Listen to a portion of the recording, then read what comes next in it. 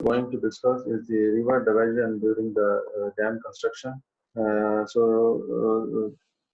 Let's move on to our topic. What is river diversion? River diversion and why it is required. Whenever we have to build any hydraulic structure on the आप इसको उर्दू में कर दें, कोई issue नहीं sir, Urdu में brief कर दें। अच्छा चलें करते हैं। रिवर डिवीजन जो है वो क्यों चाहिए होती है और उसका मतलब क्या है, वो इस तरह है कि जब भी हमें कभी हाइड्रोलिक स्ट्रक्चर जो है वो बनाना पड़ता है तो हमें जो है दरिया की जो पानी है उसको रोकना पड़ता है, क्योंकि हमें ड्राई वर्किंग इन्वायरमेंट क्रिएट करना पड़ता है ताकि ये कि वो हम जो है उसको कंस्ट्रक्शन एक्टिविटीज जो है उसको सेफली एग्जीक्यूट करा सकें। और ये वर्कर्स की सेफ्टी के लिए भी होता है कि हम उसको ड्राई वर्किंग एनवायरनमेंट जो है वो दें उनको। तो इसलिए जो है वो हम टेम्परेरी डाइवर्ट किया जाता है रिवर फ्लो को, और जो कंस्ट्रक्शन साइट है उसको कवर करके जो है वो डी वाटर किया जाता है। सो जो टाइप्स हैं रिवर डिवीजन के, जो मुख्तलिफ जो तरीके हैं, उसमें पहले नंबर पे जो है वो रिवर डिवीजन की जाती है टनल्स के जरिए। दूसरे नंबर पे है रिवर डिवीजन जो है वो कंड्यूट्स के जरिए की जाती है। थर्ड वन है river division in channels opening left in dam body. The fifth one is the temporary diversion with laterally construction of the river. Factors जो के affect करते हैं selection of any type of river diversion facility. पहले number पे इसमें जो है वो stream flow characteristics है। stream flow characteristics में यह है कि हमें जो है वो फ्लड की क्वांटिटी का पता होना चाहिए और उसकी फ्रीक्वेंसी का पता होना चाहिए कि साइट पर किस टाइप का फ्लड और कितनी क्वांटिटी का फ्लड आ सकता है, ताकि हम उसके हिसाब से जो है वो रिवर डिवीजन फैसिलिटी जो है वो डिजाइन करें। दूसरे नंबर पर physical characteristics of the site है।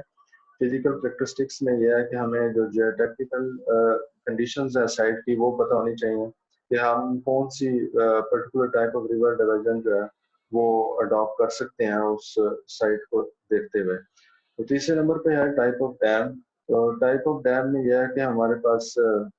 अर्थफिल डैम्स होते हैं, रॉकफिल डैम्स होते हैं, कंक्रीट ग्रेविटी डैम्स होते हैं, आर्च डैम्स होते हैं। तो ये टाइप ऑफ डैम भी जो है ये भी इफेक्ट करती है रिवर डिवीजन फैसिलिटी की सिलेक्शन को। तो उसके बाद चौथे नंबर पे भी है definitive structures on the dam. इससे मुराद ये है कि जो डैम के मुख्तलिफ कंपोनेंट्स होते हैं मेन डैम बॉडी के अलावा, जिसमें आपके स्पिलवे होता है, आपकी इरिगेशन इंटेक्स होती हैं, आपकी पावर इंटेक्स होती हैं, और इसके अलावा सेडल डैम्स भी हो सकते हैं इसमें। तो ये हमारे जो है ये इस मेन डैम के अलावा जो स्ट्रक्चर्स डैम में मौजूद होते हैं ये भी इफेक्ट करते हैं रिवर डिवीजन फैसिलिटी को। Last one is the sequence of construction operation. Sequence of construction operation इस तरह है कि हमने कैसे किस सीक्वेंस के साथ हमने कंस्ट्रक्शन एक्टिविटीज में मूव ऑन करना है। तो जैसे मतलब जिस सीक्वेंस मूव करना वो भी अफेक्ट करते हैं कि हम किस तरह का रिवर डिवीजन फैसिलिटी जो है वो अडॉप्ट या प्रोवाइड कर सकते हैं। तो जैसे कि हम सबको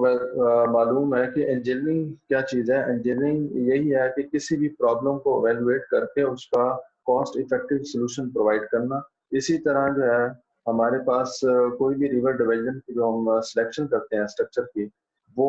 हमारे पास उसकी कॉस्ट की भी एवेल्युएशन हम पहले करते हैं, और उसके रिस्क की जो साइड पर जैसे तो बताया कि फ्लड हिट हो सकता है तो फ्लड की रिस्क को भी एवेल्युएट किया जाता है, और इन दोनों की एवेल्युएशन पे जो है फिर एक कॉम्प्रोमाइज किया करके और कोई भी स्ट्रक्चर जो है वो सिलेक्ट किया जाता है जो कि एग्जीक्यूशन की तरफ हम फिर जाते हैं उसको।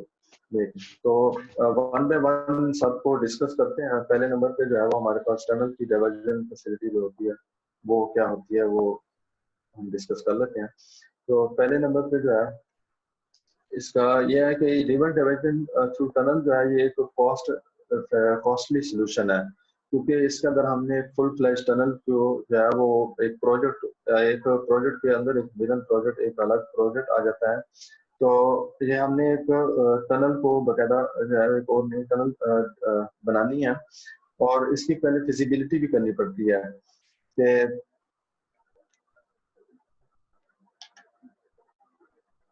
हाँ जी, हमने इसके लिए जो है जब कोई और सोल्यूशन, जैसे कि मैंने डिस्कस किया 5-6 जो हमारे पास रिवर डिवीजन फैसिलिटीज है, वो जब इफेक्टिव नहीं रहते तो फिर हम इसकी तरफ जाते हैं, क्योंकि ये कॉस्टली सोल्यूशन है। इसमें हम इसकी पहले फिजिबिलिटी स्टडी होती है, साइट की जो है वो जो जनरल कंडीशंस है वो भी स्टडी की जाती हैं। तो और उसके अलावा ये है कि क्योंकि हम फ्लड जो है वो किस कैटेगरी का आ सकता है, उसके मुताबिक जो है वो हम इसकी सेक्शन को डिजाइन करते हैं ताकि इसकी डिवीजन कैपेसिटी उसके मुताबिक हो।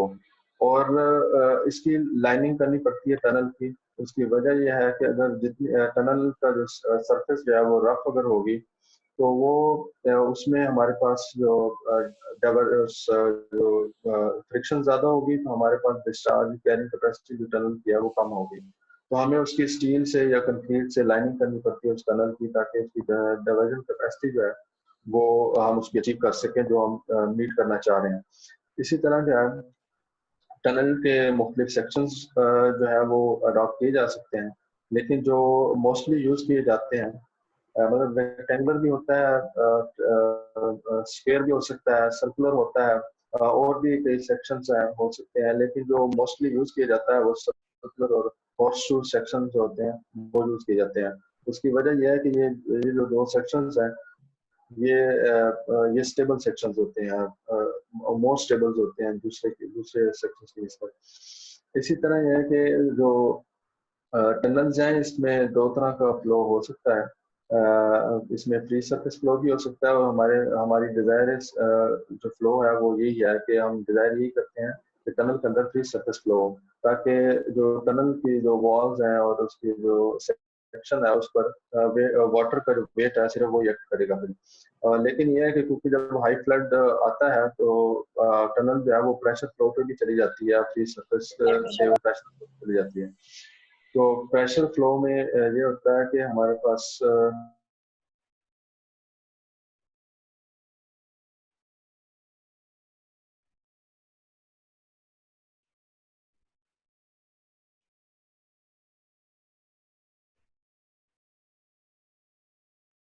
हमारे पास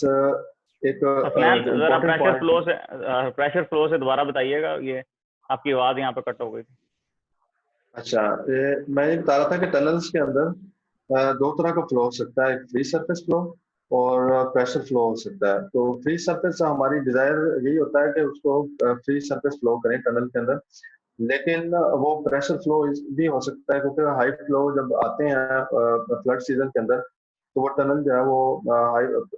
प्रेशर फ्लो में चली जाती है। तो फ्री सरफेस फ्लो में यह है कि जो वेट ऑफ वाटर है वो टनल्स की सेक्शन पर एक्ट कर रहा होता है, लेकिन जब प्रेशर फ्लो होता है तो हमारे पास फ्री सरफेस के अलावा, मतलब वेट ऑफ वाटर के अलावा, प्रेशर भी एक्ट करता है कनाल्स के टनल के सेक्शन पर। जो इसलिए हमें जो फिर डिजाइन जब हम टनल को करेंगे तो हमने ये दोनों चीजें ध्यान में रखते हुए वो प्रेशर को भी देखते हुए डिजाइन करना होगा। तो लास्ट पॉइंट जो इसमें है वो इम्पोर्टेंट इस सेंस में है कि हम जब कोई भी डैम बनाते हैं उसके साथ उसका पावर कंपोनेंट भी होता है, और पावर कंपोनेंट को जो हम इनटेक देते हैं वो मोस्टली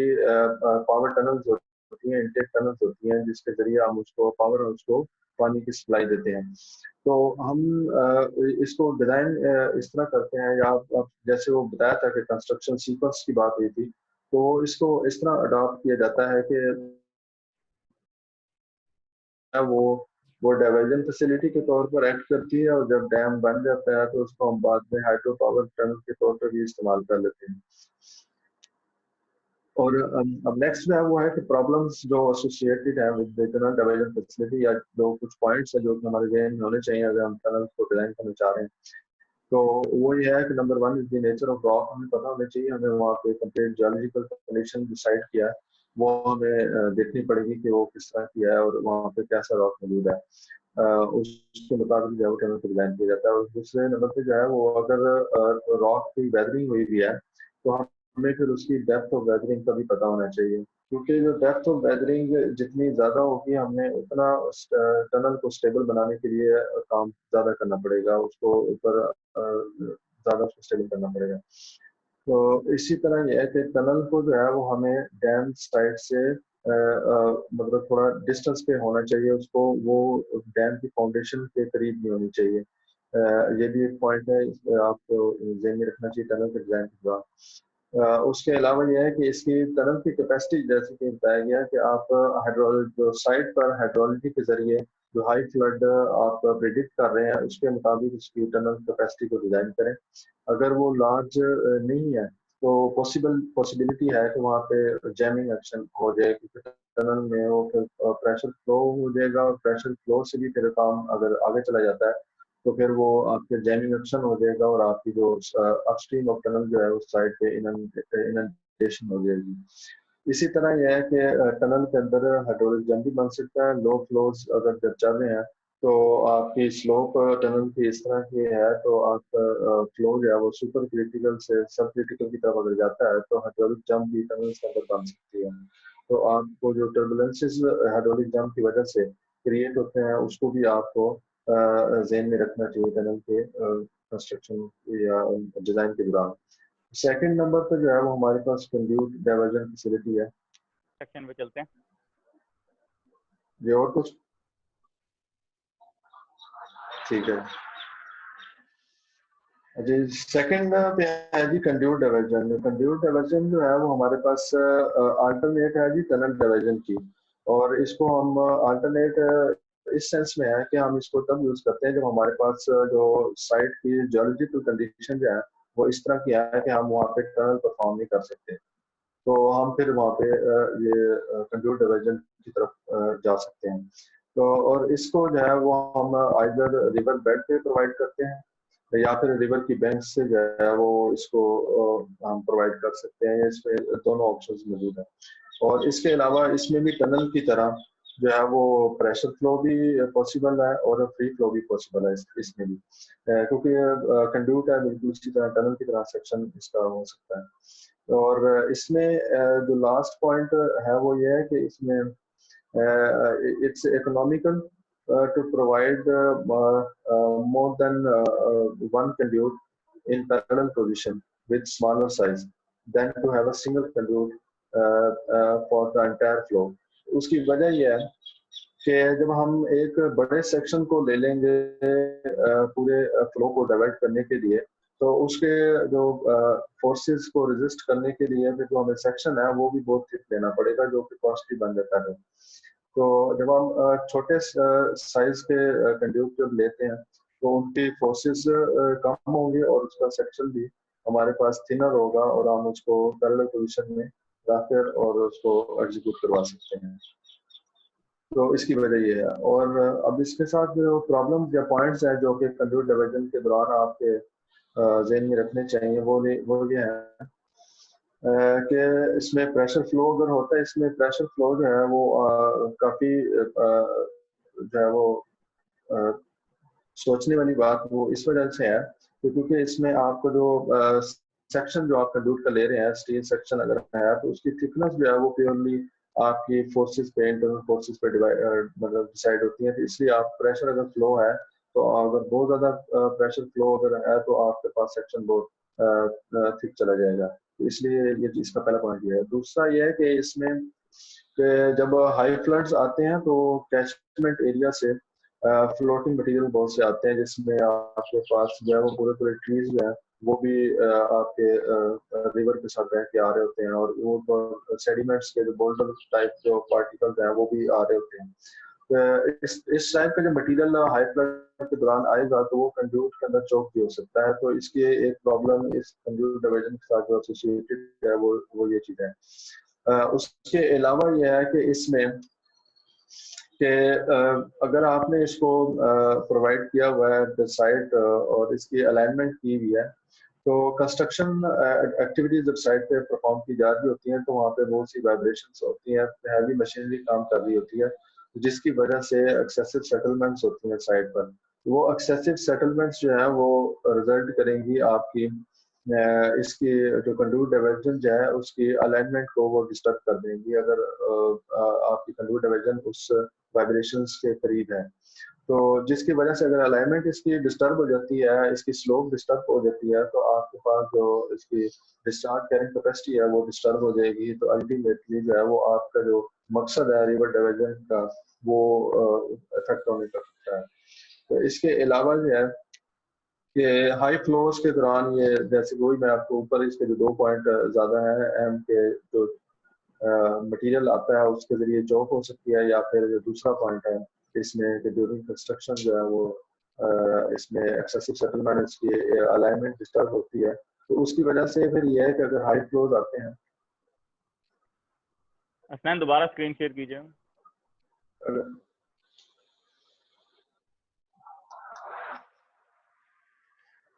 हाई फ्लोज जब आते हैं तो फिर ये हाई फ्लोज के अगेंस्ट जो है ये इनफेक्टिव किस्म की एक्ट करने लग पड़ती है। तो इसलिए आपको ये पॉइंट ये लो फ्लोज के अंदर जो है ये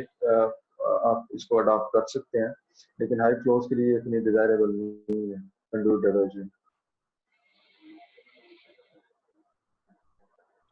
तो नेक्स्ट से पहले हमारे पास चैनल डाइवर्जन है। चैनल डाइवर्जन जो है वो अडॉप्ट की जाती है कि जब हमारे पास जो टेक्निकल कंडीशंस या ज्योमेट्रिकल कंडीशंस इस तरह के हैं कि हम टनल जो है वो एग्जीक्यूट नहीं कर सकते, और लेकिन हमारे पास जो क्वांटिटी ऑफ फ्लो है वो इतना ज़्यादा है कि हम कंड्यूट की तरफ भी नहीं जा सकते। तो फिर हमारे पास जो एक फैसिलिटी है कि हम रिवर को डाइवर्ट करें, वो फिर चैनल डाइवर्जन के जरिए हम करते हैं उसको। और चैनल डाइवर्जन लेकिन जो है ये हमारे पास फ्लैटेंड वैली जो है उसमें फेवरेबल है। जैसे कि आप शायद आप लोगों को इल्म हो कि जो डैम है और उसकी जो रिजर्वायर होती है और उसमें दो तरह की वैलीज पॉसिबल है, एक नैरो वैली हो सकती है या एक फ्लैट मोस्टली जो है वो ये दो हो सकती हैं, या नैरो या फ्लैटन वैली हो सकती है। नैरो वैली ये है कि आपके पास जो साइड पे जो रिजर्वायर है उसके इर्द गिर्द आपके पास माउंटेनियस रीजन मौजूद है, स्टीप स्लोप्स मौजूद है। तो उस केस में आपके पास रिजर्वायर की डेप्थ ज्यादा होगी और सरफेस एरिया कम होगा। जो फ्लैटन वैली हो आपके पास अगर आती है तो उस केस में हमारे पास जो है वो सरफेस एरिया ज्यादा होगा और डेप्थ ऑफ रिजर्वायर कम होगी। और फ्लैटन वैली में ये रिवर डाइवर्जन चैनल जो है ये हमारे पास ये क्यों फेवरेबल है, उसकी वजह यह है कि वो जो आपकी स्टीप स्लोप्स नहीं होती, क्योंकि आपको चैनल की जो स्लोप है वो आपने एक रखनी होती है, जेंटल स्लोप रखनी होती है ताकि आप वो फ्लो जो है वो इजीली अपस्ट्रीम से डाउनस्ट्रीम की तरफ लेके जा सकें। लेकिन अगर आपके पास स्टीप स्लोप वाला रीजन है तो वहाँ पे ये फेवरेबल नहीं होगी, क्योंकि वहाँ पे इसकी कंस्ट्रक्शन इतनी आसान नहीं है। तो इसके साथ जो चैनल डाइवर्जन के साथ जो प्रॉब्लम एसोसिएटेड है वो ये है कि ज़ाहिर है आपने चैनल एक पूरी बनानी है तो आपको जो भी जो इसकी पूरी साइड है चैनल की उसकी जो टेक्निकल इन्वेस्टिगेशन और जो है उसकी फैक्टराइजेशन आपको करनी पड़ेगी कि वहाँ पे सॉइल की कंडीशंस क्या है। और अगर वहाँ पे इरोडेबल सॉइल्स हैं तो आपको चैनल की लाइनिंग भी करनी पड़ेगी ताकि वहाँ पे ये ना हो कि वो ड्यूरिंग डाइवर्जन जो है वो आपके जो सॉइल है वो भी इरोड हो जाए। और इसके अलावा ये है कि आपको जो साइड स्लोप्स हैं चैनल्स की उसको स्टेबल करने के लिए भी लाइनिंग जो है वो इम्पोर्टेंट है। तो लाइनिंग क्योंकि वो अगर करनी पड़ती है तो वो इसकी कॉस्ट में इंक्रीज आता है, क्योंकि आपकी बहुत बड़ी अगर चैनल है सेक्शन भी बहुत बड़ा है और उसकी लेंथ भी बहुत बड़ी है, और अगर आप उसको लाइन करना पड़ रहा है ये साइड स्लोप्स को स्टेबल करने के लिए या इरोडेबल सॉइल से बचने के लिए, तो उसकी कॉस्ट ज़्यादा हो जाएगी क्योंकि वो आप कंक्रीट लाइनिंग करनी पड़ जाती है उसकी। उसके अलावा यह है कि मोस्टली तो हम इसको डिज़ाइन चैनल को इस तरह करते हैं कि ये मिनिमम कट और फिल के अंदर आए, लेकिन इसके बावजूद जो है वो इसके आप या तो चैनल जो है वो कटिंग में जाएगी आपकी, या फिर आपको अर्थवर्क करके उसकी एम्बैंकमेंट्स बनानी पड़ेंगी। तो इस चैनल डाइवर्जन फैसिलिटी के अंदर एक लार्ज अर्थवर्क इन्वॉल्व हो रहा है कि आपको वो कहीं से मटेरियल ला कर उसकी एम्बैंकमेंट्स बनानी पड़ेगी, या फिर अगर आप उसकी एक्सकवेशन कर रहे हैं तो एक्सकवेशन करके वो मटेरियल को कहीं पे डिपॉजिट भी करना पड़ेगा डैम साइड से हटकर। तो ये प्रॉब्लम जो है ये चैनल डाइवर्जन से एसोसिएटेड है। कोई क्वेश्चन इस सेक्शन के अंदर? हाँ जी, चैनल डाइवर्जन से अगर किसी स्टूडेंट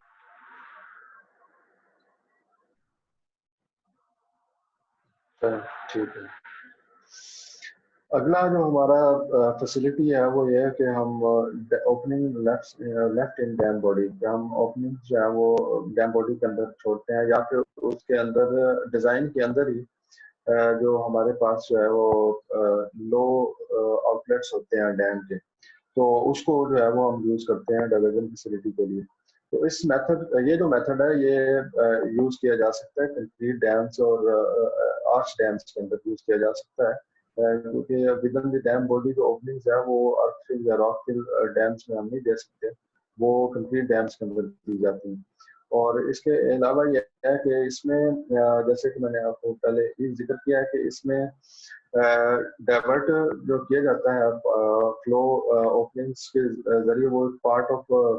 जो है वो फ्लो डाइवर्ट इसमें से किया जा सकता है, तो जिसकी वजह से फिर यह है कि आपको कोई बहुत बड़ी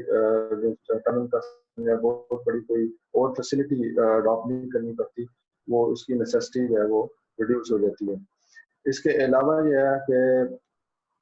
जो मोस्टली जो काम किया जाता है वो थर्ड पॉइंट है जो हमारे पास के वो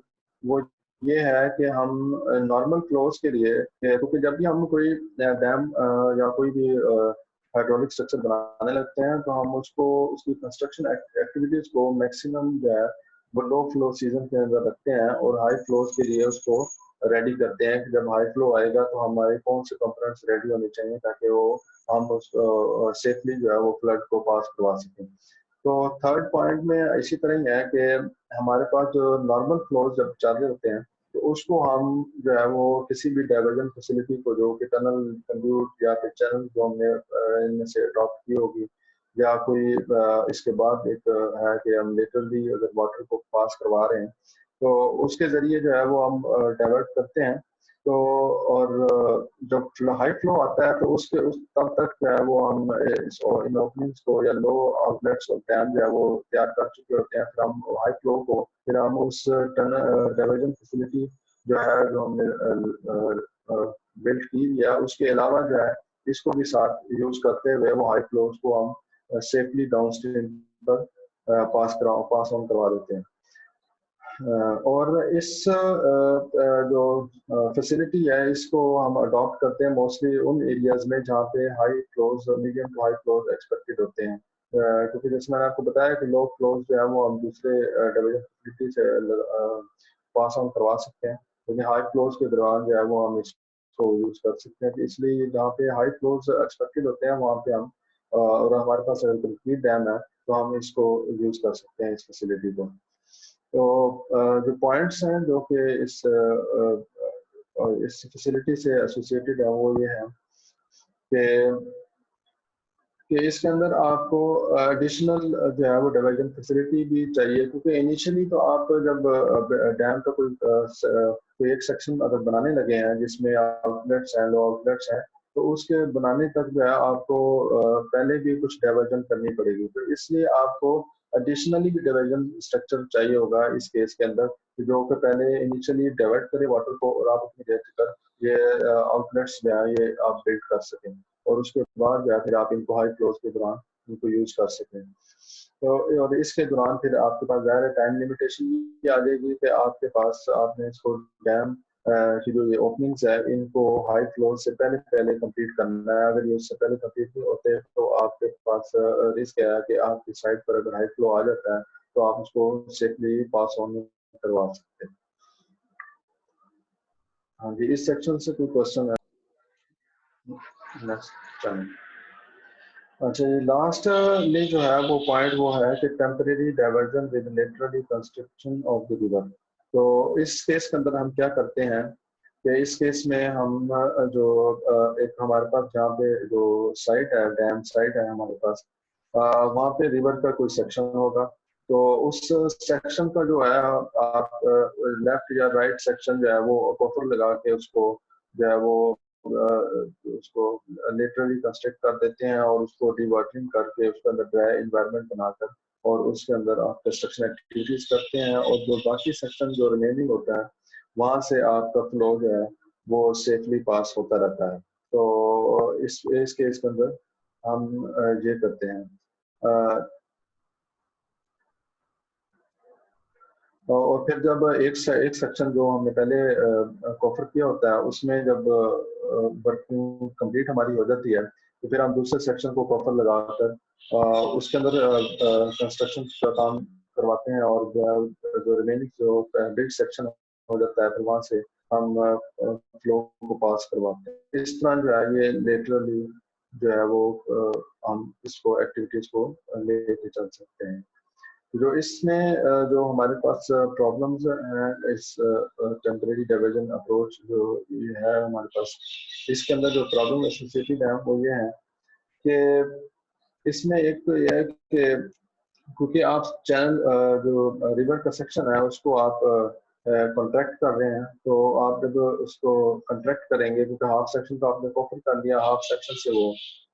पास कर रहा है फ्लो, तो वो हाफ सेक्शन जो है वो कॉन्ट्रैक्टेड हो जाएगा, वहाँ वेलोसिटी ज़्यादा हो जाएगी और वेलोसिटी ज़्यादा होने से वहाँ पे जो आपका रिवर बेड है वो इरोड हो सकता है। और दूसरा ये है कि जो कोफर डैम्स है वो नॉर्मली आपका रॉकफिल डैम्स होते हैं, तो अगर हाई फ्लो आपने अगर उसकी कोफर डैम की हाइट डिज़ाइन सही नहीं की अगर उसकी, और या उसके फ्री बोर्ड जो है जो रिक्वायर्ड फ्री बोर्ड है वो उतना अवेलेबल नहीं है और हाई फ्लोज आ जाते हैं या अनएक्सपेक्टेड कोई हाई फ्लो आता है, तो वो कोफर डैम्स जो है वो इस केस में ओवरटॉप हो सकते हैं और ओवरटॉप के बाद वो आपकी कंस्ट्रक्शन साइट पे जो है वो आपका वाटर आ सकता है। तो और इसी तरह यह है कि जो कोफर डैम जो आपने दिए हैं उसमें सीपेज होती है, सीपेज क्योंकि वो अर्थन रॉकफिल डैम्स है और साथ आपके एक तरफ से जो है वो आपने डी वाटर किया हुआ है, दूसरे एंड पर वाटर मौजूद है, तो आपके जो है वो हाइड्रोलिक लाइन एक मौजूद होगी, उसके जो है वो हाइड्रोलिक हेड के डिफरेंस की वजह से जो है वो वाटर सीप करेगा कॉफर डैम के अंदर से। तो अब उसी सीपेज की वजह से जो है वो आपके पास कॉफर डैम में पाइपिंग या अंडर माइनिंग हो सकती है। तो और पाइपिंग और अंडर माइनिंग अगर होती है तो उसको हम एज अ फेलियर लेते हैं, तो वो एज अ फेलियर, क्योंकि वो जो आपका कोफर डैम का मटेरियल होगा वो आपका फ्लो के सीपेज वाटर के साथ बाहर आ रहा होगा, तो जिसकी वजह से है कि वो पॉसिबली वो फेलियर की तरफ जाता है। और इस और लास्ट पॉइंट इसके अंदर वो ये है कि क्योंकि आपका एक तरफ जो है वो जो है वो कंस्ट्रक्शन साइड जो है वो आपने डी वाटर की है, दूसरी साइड पर आपका हाई फ्लो चल रहा है, तो इसमें पॉसिबिलिटी ये होती है कि जो ग्राउंड वाटर जो होता है वो कंस्ट्रक्शन साइड पर हाई होता है, तो और आपको हर वक्त जो है वो पंप्स आपके चल रहे होते हैं जो कंस्ट्रक्शन साइट को डी वाटर रखते हैं, ताकि यह कि आपका ड्राई वर्किंग इन्वायरमेंट जो है वो मेंटेन किया जा सकते हैं। तो इसमें यह है कि आपको ग्राउंड वाटर टेबल का भी ख्याल रखना पड़ता है कि वो भी बहुत हाई ना हो यहाँ। हाँ जी, इस सेक्शन में क्वेश्चन नेक्स्ट में जो है वो हम जो थ्री गॉर्जेस डैम है, इम्पोर्टेंट एक डैम है चाइना का, रिसेंटली मैंने कंप्लीट भी किया, तो इसमें इसकी जो कंस्ट्रक्शन सीक्वेंस जो हमने अडॉप्ट किया था उसकी हम एक एग्जांपल देखते हैं कि उन्होंने क्या सीक्वेंस अडॉप्ट किया था इसके अंदर। तो थ्री गॉर्जेस डैम के बारे में आपको बता दूं कि यंगतजे रिवर के ऊपर लोकेटेड है, हुबाई प्रोविंस है चाइना का उसके अंदर। तो ये जो है पावर स्टेशन के लिहाज से जो है वो दुनिया का सबसे बड़ा जो है वो डैम है, क्योंकि इसकी इंस्टॉल कैपेसिटी जो है वो 22,500 मेगावाट है एज अ सिंगल प्रोजेक्ट जो है। तो इसके अंदर जो है वो जो टेम्परेरी डाइवर्जन फैसिलिटी जो अडॉप्ट की गई थी वो कम्बिनेशन जो है वो अडॉप्ट किया गया था। तो वो कम्बिनेशन कैसे होगी हम आगे देखते हैं, और इसके अंदर जो है वो 3 स्टेजेस के अंदर कॉपरिंग जो है वो की गई थी। तो अब पहली स्टेज जो है वो हमारे पास ये सामने है कि इसके अंदर क्या किया गया था कि अगर हम अपस्ट्रीम से डाउनस्ट्रीम की तरफ देख रहे हैं फ्रॉम अप टू डाउन, तो हमारे पास राइट साइड जो है वो राइट आप समझे कि जो अबटमेंट थी डैम की उस साइड को कॉफर किया गया था रॉकफिल डैम के साथ, और फिर उस रॉकफिल डैम के अंदर जो है वो कंक्रीट डैम भी बनाया गया था एज अ साइड वॉल के तौर पर। और इसी तरह जो है वो क्योंकि जब अभी हमारा जो रिवर का फ्लो है वो अपने लेवल के ऊपर ही है, तो कुछ सेट जो एरिया होता है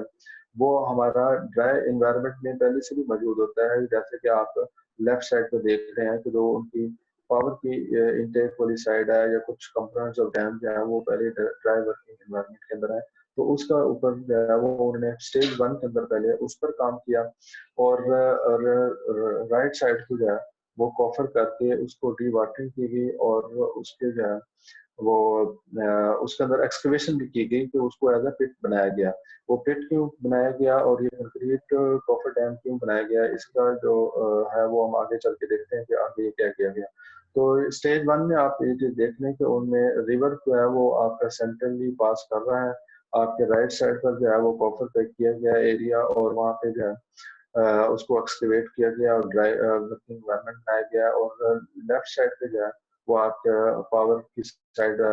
जो कुछ कंपोनेंट्स है डैम के वो भी बिल्ड किए गए हैं। ये स्टेज 1 की कंस्ट्रक्शन है। तो स्टेज 2 के अंदर उन्होंने क्या किया है कि उन्होंने वो जो कंक्रीट रॉकफिल कॉफर डैम था उसको रिमूव किया गया और जो हमारा कंक्रीट कॉफर डैम था वो एज अ वॉल एक्ट उसने अब किया है स्टेज 2 के अंदर। और जो हमने स्टेज 1 में साइड डी वाटर की थी उसको एक्सकेवेट करने का मकसद ये था कि ताकि डीप चैनल एक बनाई जाए ताकि लार्ज क्वांटिटी ऑफ फ्लो जो है वो राइट साइड से डाइवर्ट किया जा सके ड्यूरिंग स्टेज 2 ऑफ कंस्ट्रक्शन। और स्टेज 2 के दौरान फिर उन्होंने मेन जो है वो मेन डैम बॉडी के लिए अपस्ट्रीम और डाउनस्ट्रीम का रॉकफिल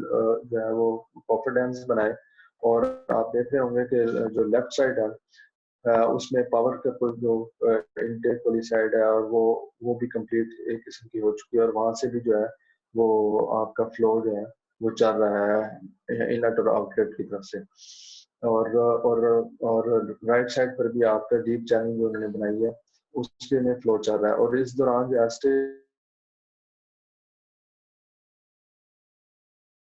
है और उसके बाद जो है अब हम आगे थर्ड स्टेज देखते हैं कि थर्ड स्टेज में क्या किया गया। ये थर्ड स्टेज के अंदर फिर उन्होंने क्योंकि अब हमारे पास मेन डैम जो है वो बिल्ट हो चुका है, उनकी आउटलेट्स जो है वो भी बिल्ट हो चुकी हैं और उसके हमारे पास फिर हमने जो रिमेनिंग सेक्शन जो राइट का था तो जो पहले भी स्टेज 1 में भी कवर किया गया था उसको स्टेज 2 में रिमूव किया गया, स्टेज 3 में उसको फिर कवर करके और उसमें जो है वो रिमेनिंग कंपोनेंट ऑफ डैम जो है उसको कंप्लीट किया गया था। तो ये जो इस 3 स्टेजेस के अंदर जो है और अब इसके अंदर जो फैसिलिटीज यूज की गई वो आप देखें कि लेटरली जो है वो उन्होंने कंस्ट्रक्ट भी किया रिवर के अंदर रिवर को। और उसके अलावा आप देखें कि वो साइड से एक चैनल से भी जो है उन्होंने डाइवर्जन की और मेन आउटलेट्स जो है डैम के लो आउटलेट्स उनके जरिए भी जो है वो डाइवर्जन की थी। तो ये कम्बिनेशन जो है वो उन्होंने टीम का यूज करके इसको जो है वो डैम को कंप्लीट किया। अगर इसमें कोई क्वेश्चन है तो कर लें, फिर आगे हम फेलियर की बात करेंगे। हाँ जी, कोई क्वेश्चन अगर ठीक हो गया। अच्छा ये आगे जो है ये टेम्परेरी डाइवर्जन जो है इसका फेलियर है एक एबन डैम था यूएसए कैलिफोर्निया यूएसए के अंदर। तो उसका एक फेलियर की एग्जांपल है कि उसको फेलियर कैसे किया गया था कि उसके अंदर टनल डाइवर्जन फैसिलिटी जो है वो अडॉप्ट की गई थी लेकिन जो साइट थी कंस्ट्रक्शन साइट थी उसमें एक अनएक्सपेक्टेड हाई फ्लड जो है वो उसने हिट किया तो जिसकी वजह से वो टनल जो थी वो उस एक्स्ट्रा वाटर को हैंडल नहीं कर सकी। और आपकी जो अपस्ट्रीम जो रेजरवायर थी उसके अंदर इनंडेशन हुई और उसने फिर जो है कॉफर डैम को ब्रीच किया और वो आपकी कंस्ट्रक्शन साइट जो है वहां तक जो है वो फ्लो पहुंच गया। और जो मैक्सिमम डिस्चार्ज जो रीच हुआ था वो 2,50,000 क्यूसिक्स का था जो कि कंस्ट्रक्शन साइट्स पर आ गया था। तो इस फेलियर के अंदर जो है वो हाफ जो कॉफर डैम था वो डिस्ट्रॉय हुआ था और उसका मटेरियल जो था वो ये जो साइड थी इस डैम की इसके डाउनस्ट्रीम पे एक और डैम था फोल्सन था डैम उसकी रिजर्वायर थी वो फिर उसमें जाकर डिपॉजिट हुआ था जो कि उसमें भी एक समय के उसके लिए भी एक फेलियर बना कि उसका सेडिमेंट जो है वो सारा उसमें डिपॉजिट हुआ फोल्सन रिजर्वायर के अंदर। तो और उसके बाद जो है लेकिन इसको उन्होंने फिर इसका मजीद जो इफेक्ट था वो डाउनस्ट्रीम जाने से वो इस तरह बचाया कि उसके नीचे क्योंकि सीरीज ऑफ रेजरवायर्स थी तो इसके नीचे एक और रेजरवायर थी निम्बस डैम के नाम से तो उसकी उन्होंने रेगुलेटिंग की थी ताकि फ्लो जो है वो प्रॉपरली रेगुलेट करके और उसको वाटर लेवल जो है वो अपस्ट्रीम पे और डाउनस्ट्रीम पे मेंटेन किए। और इस तरह जो है वो इनके जो लीवेज थे, लीवेज जो है वो एम्बैंकमेंट्स होती हैं, या अगर आपकी हिली एरिया में कोई डैम मौजूद है तो उसकी नेचुरली जो है वो जो माउंटेन्स जो है वो उसको कर्टेल करते हैं रेजरवायर को। लेकिन अगर आपका कुछ एरिया अगर हिली एरिया से बाहर चला जाता है रेजरवायर का, तो उसमें आपको फिर उसको रेजरवायर को कर्टेल करने के लिए जो एम्बैंकमेंट्स बनानी पड़ती हैं, या हाई फ्लोज फ्लड के दौरान जो लेवल अप होते हैं उनको रेजरवायर में कंटेन करने के लिए जो बैंक्स होते हैं उनको लीवेज कहते हैं। तो वो लीवेज जो थे उनको ओवरटॉपिंग से बचाया गया था, और वो निम्बस डैम की रीरेगुलेटिंग के जरिए किया गया था। अगर वो लीवेज ज़ाहिर है अगर वो ओवरटॉप हो जाती हैं तो फिर वो